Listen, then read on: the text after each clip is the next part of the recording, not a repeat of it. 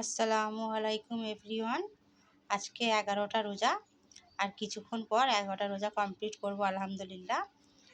তো আজকে ইফতার নিয়ে চলে আসলাম। আজকে আমাদের ইফতারের থাল দেখে নিচ্ছেন, ইফতারের থাল সাজিয়ে নিয়েছি। আমাদের থালে এইসব ফল আছে, কাঁচা ছোলা, আদা আছে।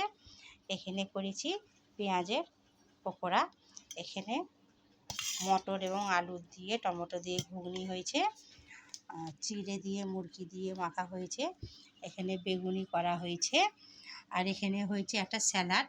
ছোলার ডালকে ভালো করে ভিজিয়ে পেঁয়াজ, কাঁচা লঙ্কা, টমেটো দিয়ে স্যালাড করা হয়েছে। আজকে রসনার শরবত, এখানে তরমুজ আছে, এবং এইটি হচ্ছে আমার আব্বার থাল। তো আলহামদুলিল্লাহ আমরা একটু পরেই রোজা খুলব।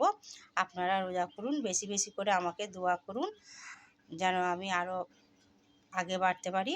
আমার চ্যানেলটিকে ফলো করুন, সাবস্ক্রাইব করুন, বেশি বেশি করে শেয়ার করুন এবং কমেন্ট করুন। ততক্ষণের জন্য আল্লাহ হাফেজ।